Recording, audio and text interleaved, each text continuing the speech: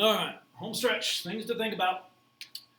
Tangent of x over 2. First bullet point was asking how did we come up with those formulas, or how are the identities for tangent of x over 2 derived? Well, this is derived from the fact that tangent is sine over cosine. So sine x over 2 divided by the cosine x over 2. I mean, as long as these are all the same, it doesn't matter if they're x's, omegas, thetas, gammas, deltas, x's over 2, x to the third power, as long as they're the same.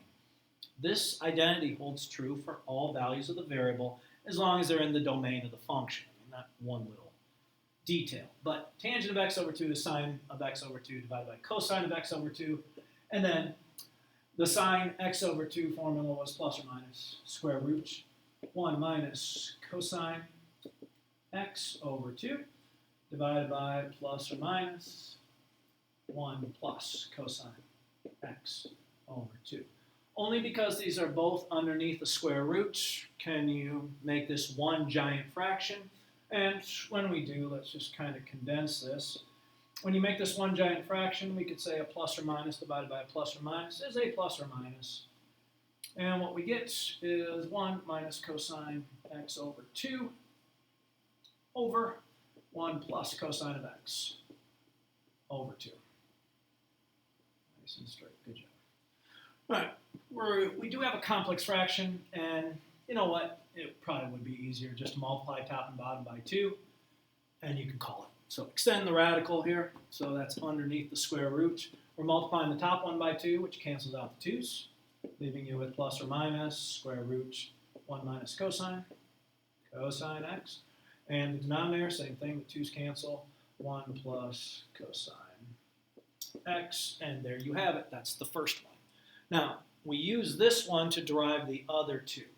So, to derive the other 2, let's put a box around this. That's the first one we had to do. That was letter A, I believe.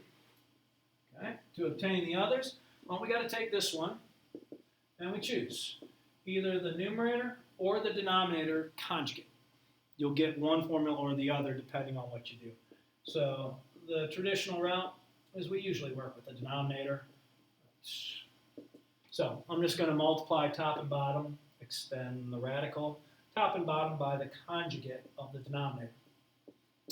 Cosine of x is cosine x. Okay. In the numerator, don't FOIL, though it does require it. I'm going to write 1 minus cosine x quantity squared.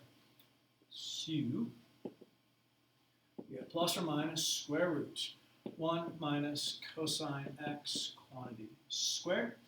Denominator, you get 1 minus sine squared, which you do recognize as cosine squared. So this is plus or minus the square root of 1 minus, that wasn't smart, cosine times cosine is cosine squared. So we're going to come up with a new identity here. Wrong one, but a new one. 1 minus cosine of x squared over sine squared. Split these up, numerator and denominator. You notice they're both perfect squares. Once we write these, when we take the square root of 1 minus cosine of x and the square root of 1 plus sine of x, the plus and minus will not be necessary any longer. Let's split this up. Top and bottom. Sine squared x. Still need it, but once we take the square root, it will not be necessary. So we get numerator 1 minus cosine x over denominator sine of x. You will recognize this as one of your identities. Not sure whether that's B or C. It is C that we have proven. Now, to get B, go back to this one, and instead of multiplying by 1 minus cosine over 1 minus cosine, multiply by 1 plus cosine. Or, I suppose you can multiply top and bottom of this one by the conjugate, 1 plus cosine of x. Hopefully you can see that. Being lazy here. In the numerator, we again get 1 minus cosine squared x. Denominator, do not distribute.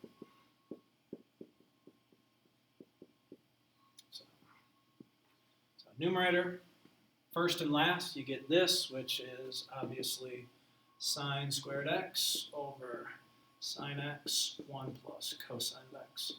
And you can see one of the signs cancel. We get sine of x over 1 plus cosine x. That is your letter B.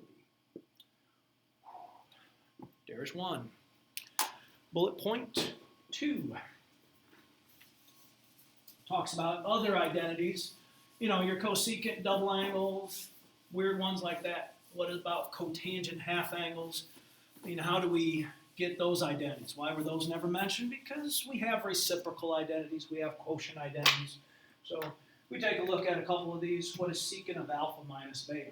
So bullet point 2. What is secant of alpha minus beta? Well, secant is the reciprocal of cosine.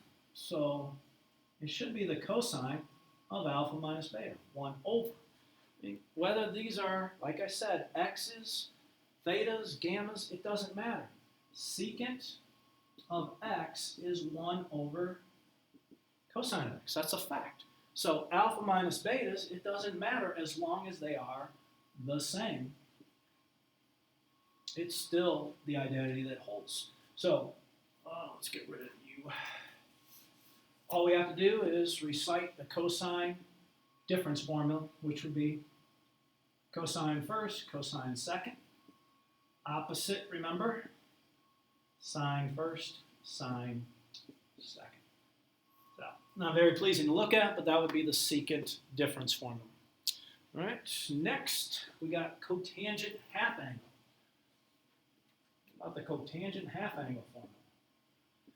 Well, what do I know about cotangent? I know it's 1 over tangent of the same exact variable. So I'm really thinking the reciprocal of tangent. So I just got to think, what is tangent? Tangent, we could go plus or minus, square root, giant mess, 1 minus cosine x, 1 plus cosine of x. Not liking that one. I could take the reciprocal of that, or I could take the reciprocal of sine of x over 1 plus cosine of x. Again, these are what tangent half angles are. Or 1 minus cosine of x over the sine of x. So take the reciprocals of those and you can have cotangent half angle formulas. In other words, not this, but this. 1 plus cosine of x, 1 minus cosine of x. Not this, but this. 1 plus cosine of x over sine of x. And this one becomes sine of x over 1 minus cosine of x. That's all there is to it for the cotangent half angle, if you were asked. And then what about cosecant double angle? Well, cosecant double angle, hopefully you're getting the idea. Cosecant, reciprocal of sine. Sine double angle, easy enough. 2 sine x, cosine of x, done and done.